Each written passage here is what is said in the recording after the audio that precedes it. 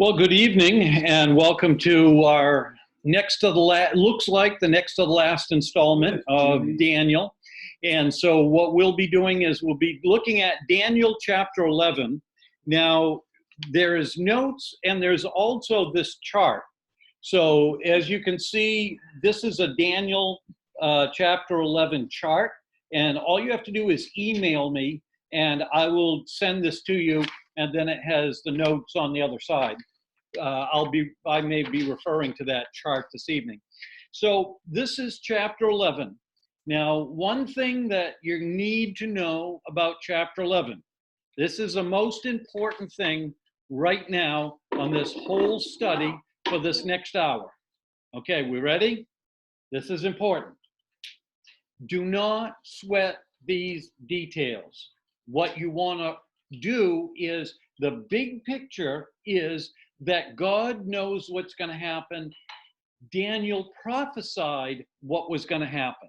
I am going to, if we weren't amazed already in Daniel 7 and Daniel 9 and knowing exactly when the Messiah was going to come, if those things didn't blow you away, then you'll be blown away tonight with some of the things we're going to look at.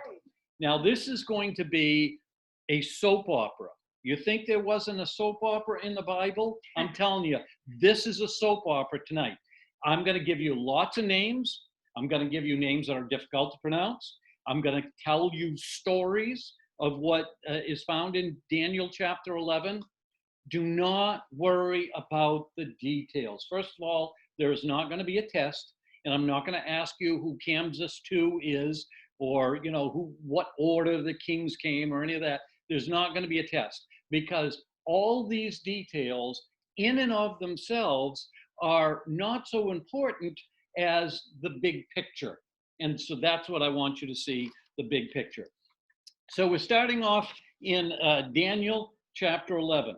Now, don't sweat the small stuff.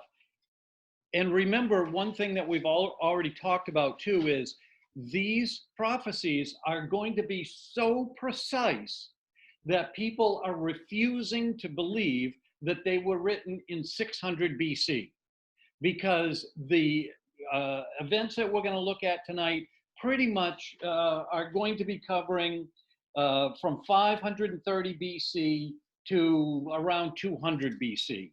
Daniel wrote in 600 BC. So, 300 or 400 years after Daniel wrote these things, they started to come true. So again, the thing to remember is that people are claiming that Daniel is a forgery. Nobody has ever been able to give any proof that this was not written in 605. There's been a lot of proof that points to Daniel writing in 605 BC, no proof showing that it was actually written in the year 100 BC.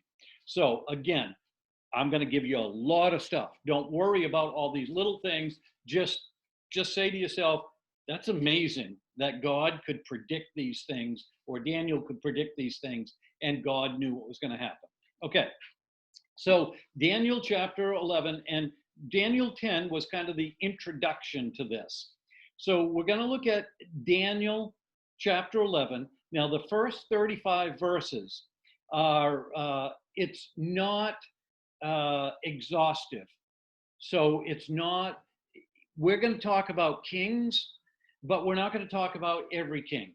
So in other words, there's going to be hundreds of years where there could have been 20, 25 kings in there, but only some of them are going to be mentioned. So don't say the Bible is mistaken because I didn't mention this king or that king. Not all kings were all that important in the scope of what God was trying to say. So don't worry about some of the kings that aren't mentioned. So verse 1, this is an angel talking. So Daniel 11 opens up with an angel talking. And as for me, in the first year of Darius the Mede, I stood up to confirm and strengthen him, talking about strengthening Daniel. So generalizations, what we're going to see in Daniel 11, generalizations made in Daniel 2, remember the statue, the head of gold, the arms of silver, the thighs of brass, and then legs of iron and clay. That was the statue. That was kind of a generality. And we talked about Babylon and Media Persia and Greece and Rome. So those were kind of generalizations. And then in Daniel 7, we saw the beasts.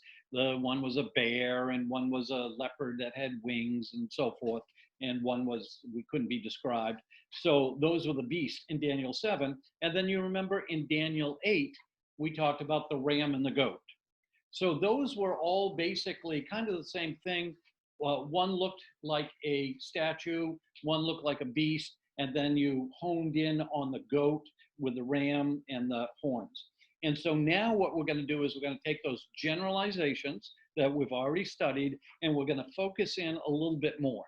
And also now, Media Persia has defeated Babylon. Remember, that was the writing on the wall.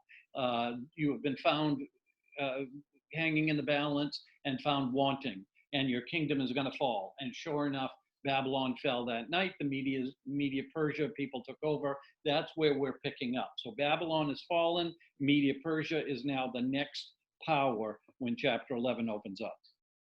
Verse 2, and now I will show you the truth. Behold, 3 more kings will arise in Persia, and a 4th shall be far richer than them all. And when he has become strong through his riches, he will stir up all against the kingdom of Greece. Okay, so now I'm going to show you the truth. Behold, 3 more kings are going to arise in Persia. But don't worry about them. They didn't name them, just 3 more kings. They're not going to be a big deal. But the big deal is going to be the 4th one. The 4th will be much richer than all those. And then when he gets rich, he's going to be stirred up against the kingdom of Greece. So 3 more kings are going to arise. That doesn't count Darius, the one that was king at the time. They're talking about after Darius, 3 more kings will arise. So he was not talking about Darius. And by the way, sometimes Darius is called Cyrus, depending on who was writing the history or writing the tablets. They had different names. So one country might call their king Darius, and that might be Cyrus in another language. But whether it's talking about Darius or Cyrus, it's the same king, just going by a different name. So the last one is going to be Xerxes I. Now, the first 3 kings, Daniel's not going to talk too much about. But if you look at the other prophets in the Old Testament, Ezra, Nehemiah, Esther, Haggai, Zechariah, and Malachi, all those prophets lived at the time of these other 3 kings, and some of those other prophets talk about these kings. Daniel, for our intents and purposes, Daniel's not worrying about that right now. So what he does mention is that 4th king, and that's Xerxes I. Xerxes begins with an X. That's Xerxes I. Now, just like I said about Darius and Cyrus, Xerxes I has another name, and he went by the name Ahasuerus. We find that in the book of Esther, chapter 1 and verse 1, it mentions King Ahasuerus. That's also King Xerxes. So now it could have been, I don't know this for a fact, but it could have been that Ahasuerus is the Hebrew name, because we find that in the book of Esther, whereas Xerxes might have been the Media Persian name. So it's the same person. So the last one, the 4th king that stands up. Now, what Ahasuerus did is he attacked Greece. This is history. History shows this to be true, that Ahasuerus attacked Greece. If you look in verse 2, the last line says, he shall stir up all against the kingdom of Greece. So in other words, he attacked Greece. He stirred them up. Verses 3 and 4. Then a mighty king will arise. This is now Alexander the Greek, Alexander the Great, who was Greek. So then a mighty king shall arise, that's Alexander, who will rule with great dominion and do as he wills. Nobody could stand against him. Verse 4, and as soon as he is arisen, his kingdom shall be broken and divided toward the 4 winds of heaven, but not to his posterity, nor according to the authority with which he ruled. For his kingdom shall be plucked up and go to others besides these. So in other words, in Daniel 3 and 4, 11, 3 and 4, Alexander of Greece is now getting back at Xerxes. Remember? Alexander the Great. Did I not? Yeah, Alexander the Great. And that, so he was the leopard with the wings. He was the torso. So Alexander the Great. So then a mighty king shall rise. That was, and so he's getting back at Xerxes. Remember, Xerxes or Ahasuerus had attacked Greece. So now Alexander has been able to marshal an army. He wasn't around or not in charge anyway when Ahasuerus attacked Greece. So now Alexander the Great gets a little bit stronger. He gets ahead of his army, and now he's going to get back at Ahasuerus. The empire will be broken up. So it says in verse 4, his kingdom will be broken and divided towards the four winds of the heaven. The four winds of the heaven, north, south, east, and west. Alexander the Great died without leaving any children in charge. He didn't have any son that took over for him. He had nobody. And that's what chapter 4 says. He is not, but not to his posterity. Posterity is his kids.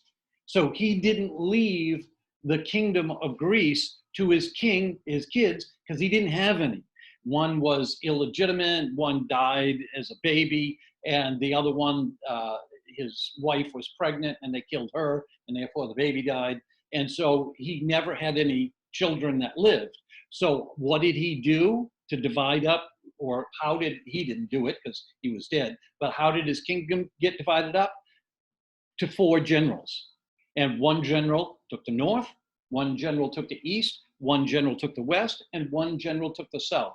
This has never happened in history before, and it has not happened since. No nation has fallen and given it over to four individual leaders, none of which were that king's kids. So in other words, this prophecy had never happened before, had not happened in the future. So in other words, how did Daniel know that a great king was going to fall and that kingdom was going to get divided up into four? Not to two, not to three, not to five, but broken up by four. And that's exactly what history says happened to Greece when Alexander fell. So that's just totally amazing. It won't go to his descendants, so it's not going to go to posterity. He had no legitimate kids that lived. This was spoken in 539 BC. Daniel spoke this. He started his prophecies, I mentioned earlier, 605 BC. He started his prophecies in 605. He's now in 539 BC, so he's continuing. He's old, he's in his 80s, and he's still prophesying. So this was fulfilled in 323 BC. And here's where, if you look on your chart, you can see Alexander down there on the bottom, and you'll see a 323 BC. So on your chart, that's where we're keeping score. Yeah. So on your chart, that's where we're keeping score.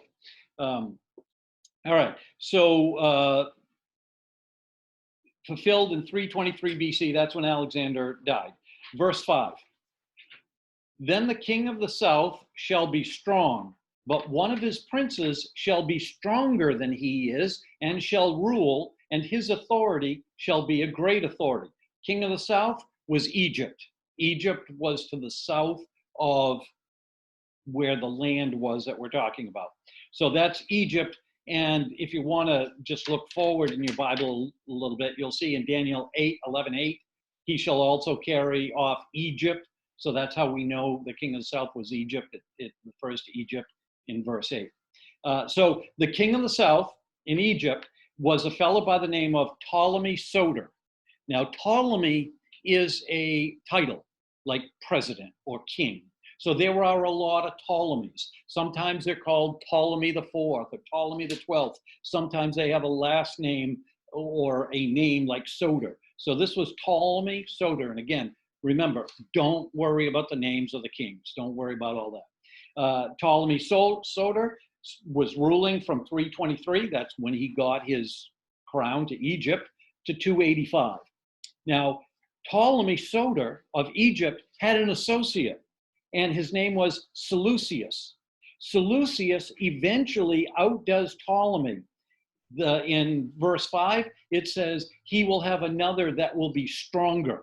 So the king of the south shall be strong, but one of his princes, that's Seleucus, will be stronger than him and shall rule. So Seleucus just kind of takes over from Ptolemy because he was stronger, more dynamic.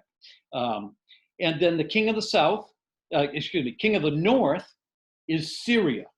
Now, Syria is not mentioned. Notice that Egypt is mentioned by name. Syria is not mentioned. When Daniel gives the prophecy, Syria wasn't a country yet. So they just called him the king of the north. They can't say Syria because Syria was not a country. So they just said the king of the north, which years later we came to find out, of course, now we know that that was Syria. So the king of the north, which was Syria, did not exist in 539. Now look at verse 6. After some years, they shall make an alliance, the king of the north and the king of the south. And the daughter of the king of the south shall come to the king of the north to make an agreement. But she shall not retain the strength of her arm, and he and his arm shall not endure. But she shall be given up, and her attendants, he who fathered her, and he who supported her in all those times. Okay, again, here we go. Here starts the soap opera. And again, remember, you don't have to remember all these names. Just kind of generally follow along with what I'm going to tell you. And what I'm going to tell you is the history that follows up on the prophecy that was just spoken. So Ptolemy, the king of the south now, is Ptolemy Philadelphus, because remember it says after many years or after some years. So, you know, there have been some come and gone. And like I said, they weren't all mentioned. So now, anytime you see the name Ptolemy, that's Egypt. That's what it kind of like the pharaohs were for Egypt. Pharaoh was a title too. And so now we're actually in a transition period where we're going from pharaohs to Ptolemies. And sometimes they're called some of each. That's even going to get more confusing in a few minutes. So verse 6, Ptolemy Philadelphus had a daughter named Bernice. Bernice married Antiochus II. Antiochus II was from Syria. And so the king from Egypt wanted to make an alliance with the king of Syria. And remember, that's how they did it back then. They just gave their daughters to marry other kings, and it didn't matter how many wives they had and all that. They just gave their daughters. And because if your daughter is like their queen, you're not going to attack them, because you're not going to kill, you know, or potentially kill your daughter and maybe your grandchildren. So that's why they did the giving away the daughters. So anyway, Egypt's king, Ptolemy Philadelphus, had a daughter named Bernice. They gave Bernice to marry Antiochus II. So Antiochus II, so that their arrangement was that Antiochus II had to divorce his wife Laodice. So Antiochus II, divorces Laodice and marries Bernice. Ptolemy's son dies.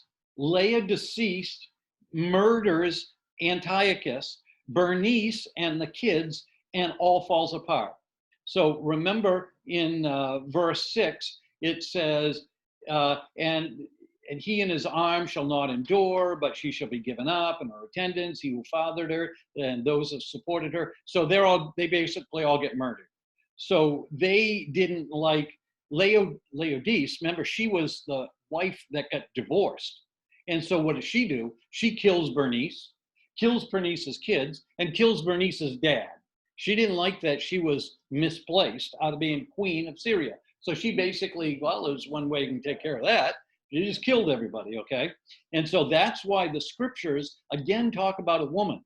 How often in history, especially in these days, are women talked about? But yet they knew there was going to be a woman that was intricately involved in all this. Of all the kings we've looked at, or that you've read in the Bible from Genesis up to Daniel, very, very, very rarely do you ever read about a queen or, you know, about a woman with power. Sometimes, but very, very rarely. But here it's focused on. And so God wants to make us knowing for sure when we're looking at Laodice, Bernice fits right in perfectly. They give the one to be married, then they kill them all, perfectly fitting into Scripture. Verse 7 through 9. And from a branch from her roots, one shall arise in his place. He shall come against the army and enter the fortress of the king of the north, and he shall deal with them and shall prevail. He shall also carry off Egypt, their gods and their metal images and their precious vessels and silver and gold. And for some years he shall refrain from attacking the king of the north. Then the latter shall come into the realm of the king of the south, but shall return to his own land. Again, blah, blah, blah, blah, blah, blah, blah. Okay? Back and forth of fighting. Don't worry about all those details, but just understand that these things happened that they said. Now we got Ptolemy the third from 246 to 221 BC on your chart there. He attacks Syria, and guess what? He carries away the princes, he carries away the treasures, he carries away the idols. I'm not going to read verses 10 to 19 because it's basically just a back and forth in battle. And I forgot to print out a map. But what I wanted to show you is Syria is in the north, Egypt's in the middle, Egypt's in the south, Syria's in the north. Guess what's right in the middle? Israel and Jerusalem. They're right in the middle. And so what happens when Syria goes down to fight against Egypt? They didn't bring along a chow wagon. What did they have to do? They had to stop and steal or commandeer or take whatever food they came across on the way. So whenever they needed to eat, the next village that they came to, they raided. They took the goats, the sheep, whatever they ate, the cows. They ate that. They did whatever that I won't mention to the women, and they just basically went through and pillaged all the way down. That's what they had to do to eat to get down to Egypt. And so then they have a battle. And then what's Egypt going to do? Well, a few years later, they're going to do the same thing. They're going to go back through Jerusalem, through Israel, to attack Syria. Guess what they're going to do along the way? They're going to kill the cows to eat. They're going to ravish the women. They're going to break down the cities. And so Jerusalem is right in the middle of this. So just know that this was going on for hundreds of years, back and forth. Syria and Egypt fighting, and Jerusalem and Israel is right in the middle of this going on. And this is what Daniel's talking about. Look in verse 17. I will read verse 17. Daniel 11:17. He shall set his face to come with the strength of his whole kingdom, and he shall bring terms of an agreement and perform them. He shall give him the daughter of women. Here we go again. This is a different woman. He's going to give the daughter of women to destroy the kingdom, and it shall not stand or be to his advantage. So for peace, Egypt gives their daughter to Syria's Epiphanes. Same thing we saw earlier with Laodice and Bernice. And you know who the daughter of Egypt is? Cleopatra. Oh. Now, this is not the Cleopatra. Oh, yeah, I've heard it. Cleopatra, Mark Antony. Nope. Okay, I'm going to introduce something new to you again. Cleopatra, remember what I said about Ptolemy and Pharaoh? It's like the word king. Cleopatra was a pharaoh. This one here was, this Cleopatra that we're talking about here was the first female pharaoh of Egypt. And she was called Cleopatra because she was the first female pharaoh of Egypt, and she was somewhat successful. Cleopatra, the name, stuck. The Cleopatra that you may be thinking of was down in 60 BC. So like 300 years, 200 and something, 300 years later. And so figure out how many generations that are. That is, Wikipedia or someplace I looked online said that there were 5 generations from the first Cleopatra that I'm telling you about right now that was given as a daughter to Syria, to the Cleopatra that married Mark Antony and, you know, it was played by Liz Taylor in the movies, you know, back in the 50s and 60s and whenever that was. That Cleopatra, there was like 5 generations. So the famous one that we kind of think of to this original one was like great, great, great, great, great grandmother, something like that, 5 greats. So Cleopatra is mentioned in the Bible, even though it doesn't mention her name. But if you look at the book of Maccabees, Now, let me refresh what Maccabees is. Maccabees is what we call the intertestamental book of the Bible. So that means that God, in Protestant Bibles, we only go up to Malachi, and that's about 400 BC. And nothing happens until Jesus is born. We'll call it zero, the year zero. So there's like 400 silent years. Well, that doesn't mean like nothing was happening during then. It's just that God was silent. Those are called the silent years. Well, Maccabees, which you might remember I talked about a couple weeks ago, and that was Antiochus Epiphanes went and caused an abomination in the temple, and Judas Maccabeus stood up and fought for Israel and cleansed the temple, and they get the celebration called Hanukkah from that, the Festival of Lights. So that's who Maccabeus was. Well, there is a book of 1st and 2nd Maccabees, and if you read the book of 1st, 2nd Maccabees, which is not a canonized book, which means it's not a recognized for doctrinal knowledge type of book, but it's still primarily historical. And they mention Cleopatra by name. So the book of Maccabees does mention Cleopatra by the name Cleopatra. So verse 17, so for peace, Egypt gives their daughter Cleopatra to Syria's Epiphanes. Now remember, Epiphanes and Antiochus, those are kind of like titles too. There will be multiple Epiphanes, there'll be multiple Antiochuses. So Cleopatra marries Syria's Epiphanes. Now, Cleopatra was 10 years old at the time, Epiphanes was 7 years old. And remember, when you're talking kings, that's good enough, you know. Now, they were married, but they still had regents that ran the country for them until they got to be old enough to be able to run the country by themselves. So many times kings are infants or child, and other people will run the country. That's called a regent until they get old enough. So even though Cleopatra and Epiphanes were married at 10 years old and 7 years old, they didn't, it's not like we're thinking about they weren't husband and wife. They still lived with their parents or their guardians, whoever grew them up. But they were betrothed, perhaps is probably a better word. But Cleopatra, so what happens is, see, the king of Egypt was thinking, I'm going to give my daughter Cleopatra to the Syrian, and that way we'll be good friends. And then what I'm going to do, the king of Egypt says, what I'm going to do is I'm going to tell Cleopatra how to vote. You know, I'm going to tell Cleopatra, look, this is what you want to do.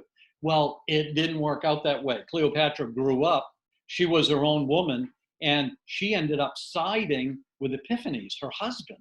Instead of siding with her father, she sided with her husband. And the king of Egypt is like, well, that didn't work out like I'd planned. You know, that was not what I was thinking of. But that's what happened. And so all this, you know, stuff in there that he'll come, but he won't be in his own strength, you know, and all that stuff, that's what this is talking about. And if you were a real Bible scholar and you looked into each one of these names and compared it to history, you would see how it all falls together.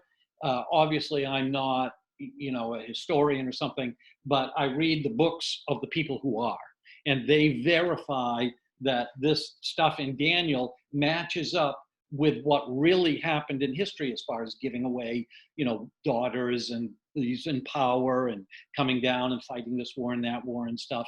And nobody denies that those things don't fit into history. As a matter of fact, they're so accurate that they say they couldn't have written it before it. It's too accurate.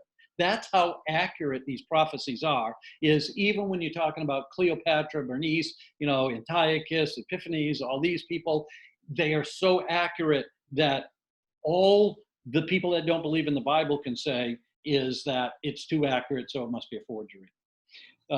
Now, in verse 18 and 19, afterwards he shall turn his face to the coastlands, and this is king of Syria.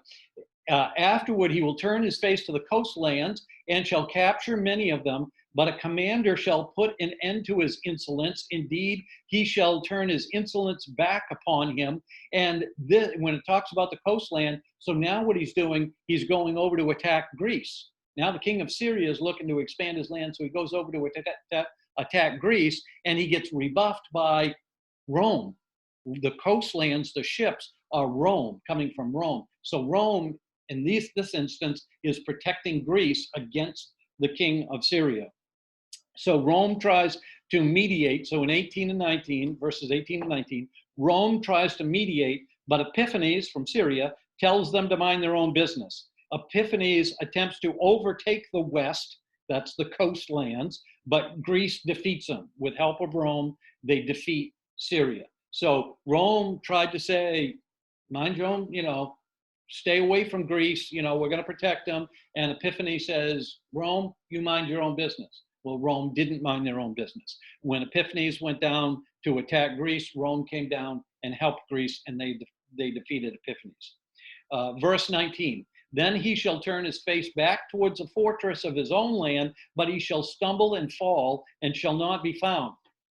History records that Epiphanes headed back home after defeat and was never seen again. They don't know where he died. They don't know. And if you're going to kill the king of Syria, you're going to publicize it. Everybody's going to know, because you'd be a big deal if you killed the king of Assyria. Certainly it would be front page news. But yet in verse 19 it says he will stumble and fall and shall not be found. They never know. They never knew what happened to the king of Assyria, Epiphanes. They didn't know. How accurate is that? It's unbelievable. And all this brings us to Antiochus Epiphanes, who on your chart now you'll see goes from 175 to 164. So verse 20, then shall arise in his place one who shall send an exactor of tribute for the glory of his kingdom. But within a few days he shall be broken, neither in anger nor in battle. So Rome imposes taxes on Syria. The king raises taxes to pay, and they wanted to get the tax from who else? Israel. When all else fails, plunder Israel. So they went to Israel and they said, we're going to wipe you out if you don't pay up. And so what does Israel have that's worth money? All the gold in the temple. And so Jerusalem takes gold and stuff out of the temple. The Syrian king dies mysteriously. Verse 21 through 23. In his place shall arise a contemptible person. This is huge. This is huge. In his place is going to arise a contemptible person to whom royal majesty has not been given. He shall come in without warning and obtain the kingdom by flatteries. This contemptible person is Antiochus Epiphanes. He is the little horn of Daniel chapter 8, verses 9 through 14. So this Antiochus Epiphanes, the one who's going to rise up now, is the little horn of Daniel 8, 9 through 14, then again verses 23 through 25. Notice that it says he will, and from that time, he shall come without warning and obtain a kingdom by flatteries. So Antiochus Epiphanes was not the legitimate heir to the throne. He just came in, and what he was doing is something that nobody had ever done before. He used the money from the temple of Israel to bribe people to put him in power. He was not legitimately in the line to power. So it says, armies shall be utterly swept away, in verse 22, from him and broken, even the prince of the covenant, that's Israel. And from that time, an alliance is made with him, and he shall act deceitfully, and he shall become strong with a small people. Then verse 24 through 26, verse 24, without warning, he shall come into the richest parts of the province, and he shall do what neither his fathers nor his fathers' fathers have done, scattering among them plunder, spoil, and goods. He shall devise plans against strongholds, but only for a time. So what did he do that nobody else had ever done? Everybody else just came in and wiped you out. They didn't bargain with you. They didn't bribe you. They just came and killed you. And now Antiochus Epiphanes is doing something different.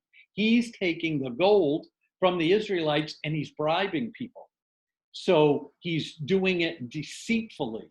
He's scattering among them plunder, spoils, and goods. In other words, he's taken that gold and all the silver and precious stones and stuff, and he is scattering amongst the lands over there, buying people off, but only for a time. So he stole the riches and he used them for bribes. Verses 27 and 28.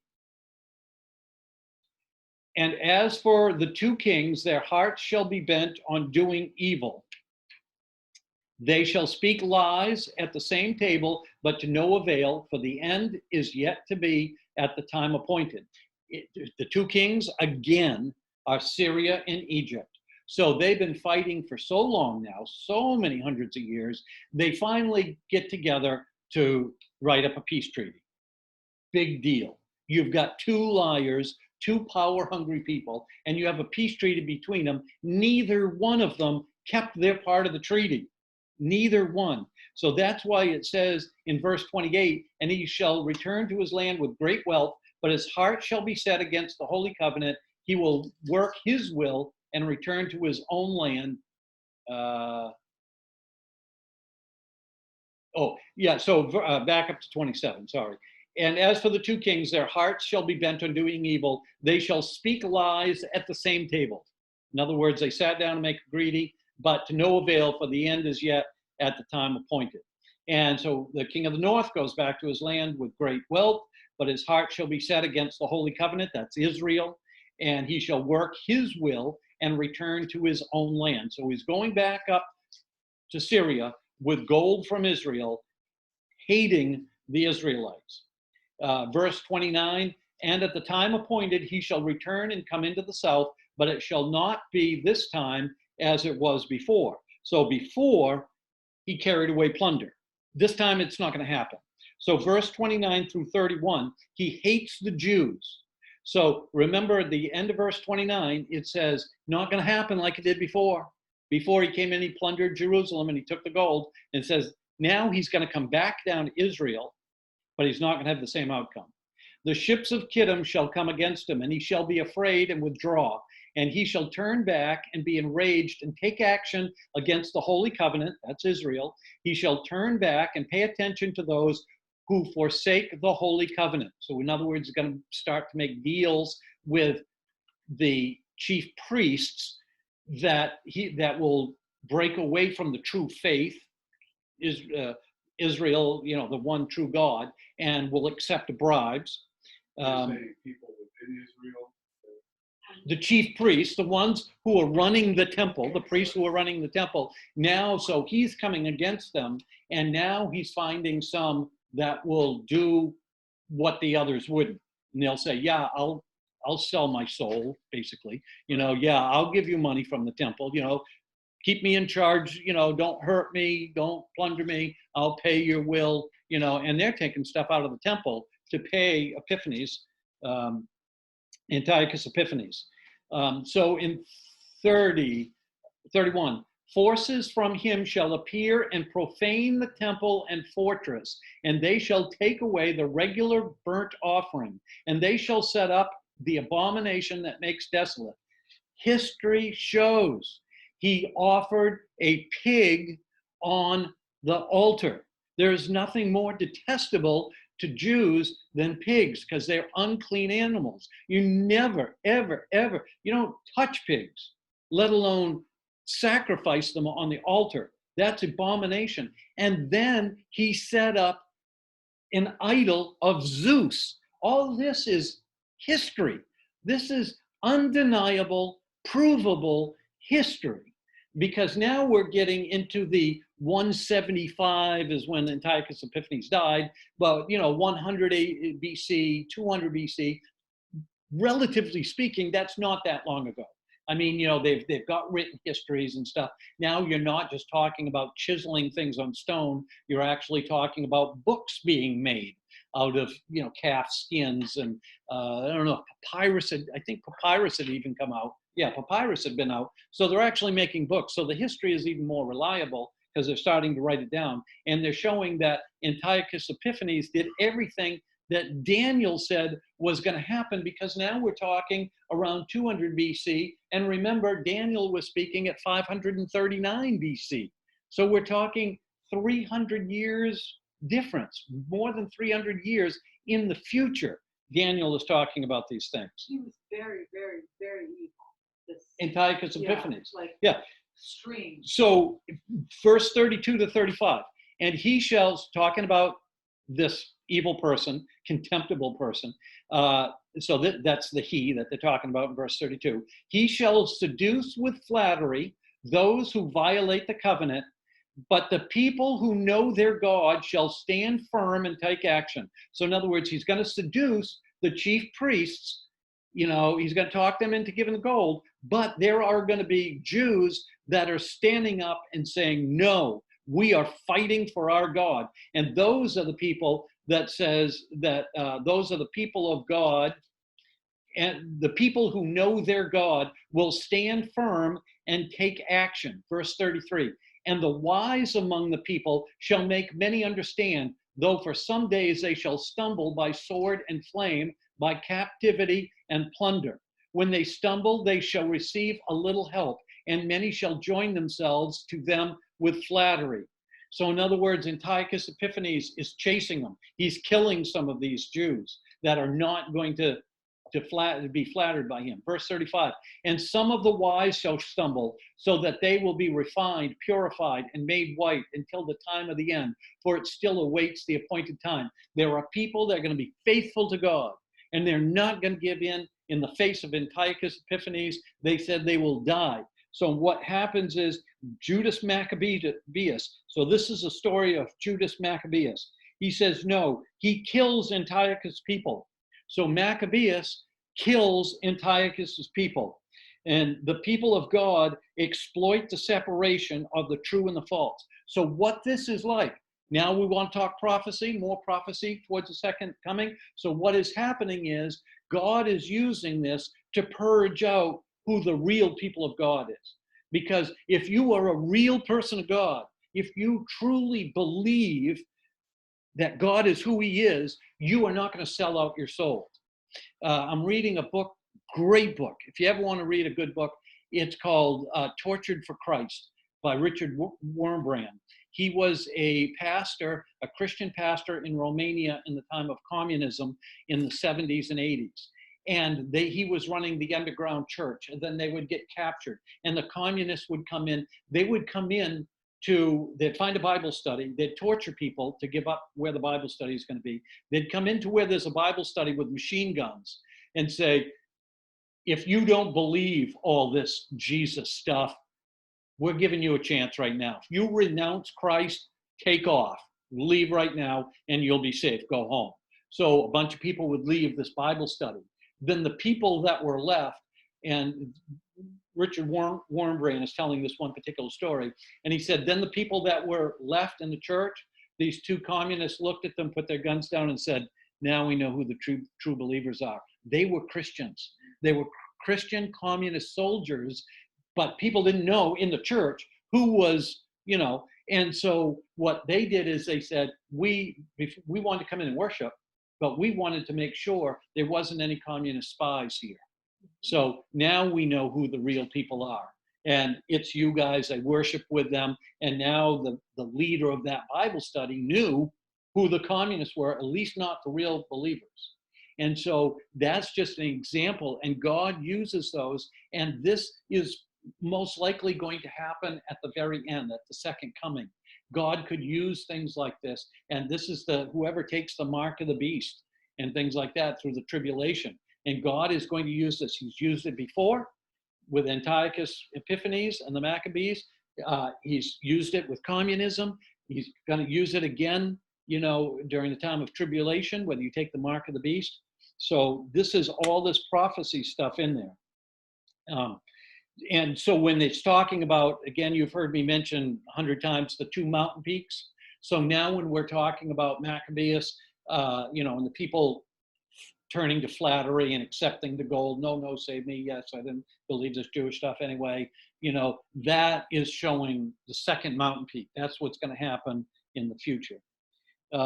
There is some people that a whole lot smarter than me say that in the book of Daniel, chapter 11, there are 135 fulfilled prophecies between verse 1 and 35. Between verse 1 and 35, there have been 135 fulfilled prophecies. All these, giving the daughter, this battle going there, forcing them to pay taxes, sacrificing the pig, all, and more that we didn't even talk about tonight. They say that there are 135 fulfilled prophecies. So that's verses 1 through 35.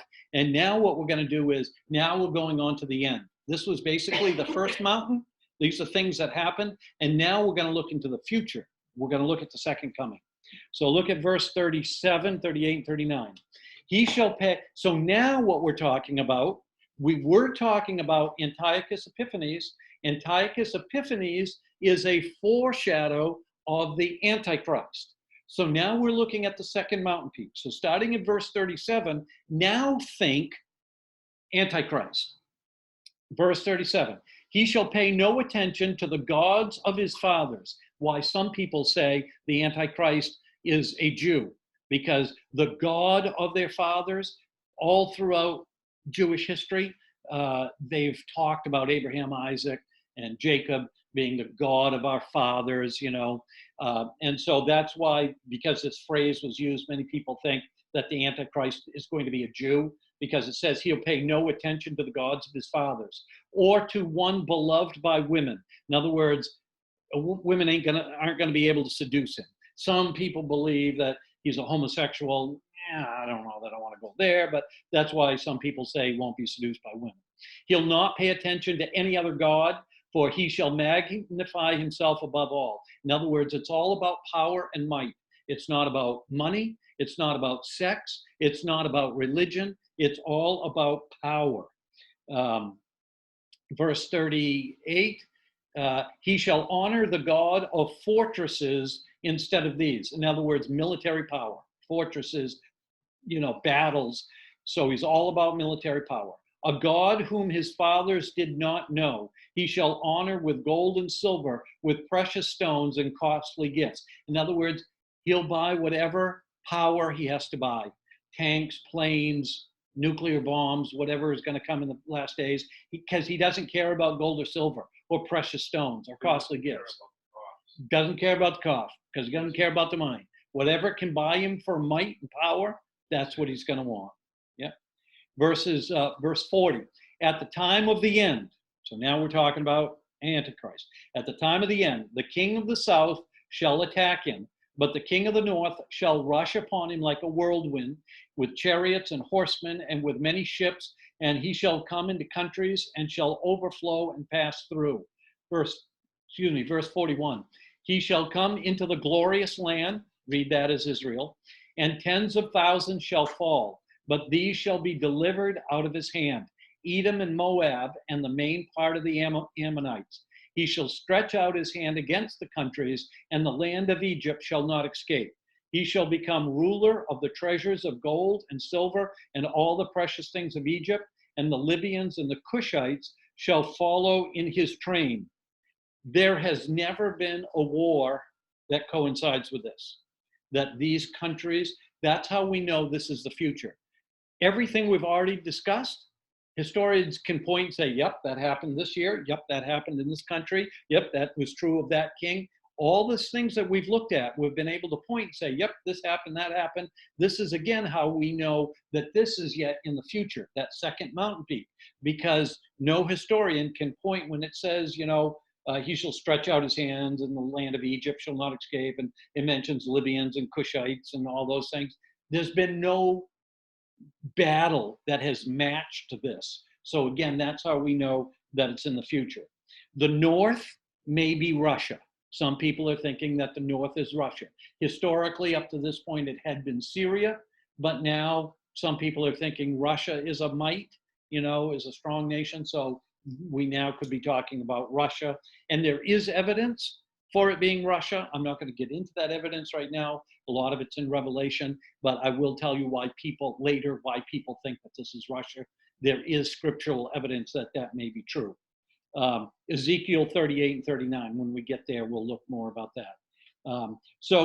This also goes back to this he that they're talking about goes back to the world leader in verse 36, and the king will do as he wills. So the Antichrist.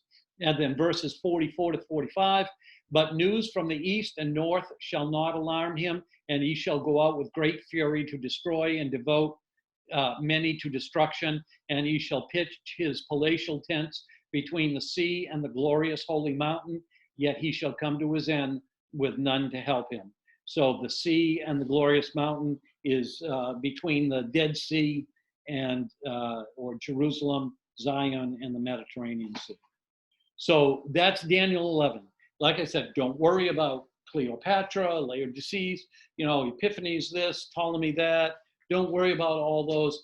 Just understand that these things are so totally accurate that many historians do not believe that this was written in 539 BC because they're too accurate. They're talking about women, they're talking about nations, all the gold, the battle, Israel being in the middle. It mentions Rome over there, it mentions Greece, taking all this, and each one of these prophecies, 135 prophecies, they can point out and say, and as you can somewhat see on my chart, I didn't make it exhaustive, I only had so much room, but as you can see, there are many dates when you can ascribe to many of these things. So that's Daniel chapter 11. All I can tell you right now is we're going to start into Daniel chapter 12. I would guess that there is going to be 2 more weeks. Next week will be Daniel 12, depending on how we go. We may give a wrap up, or we may go Daniel chapter 12 over 2 weeks and end with a wrap up. So Daniel 12 definitely next week, and there'll probably be 1 more week after that. I'm going to stop my recording, and then I'll take questions from people that are here.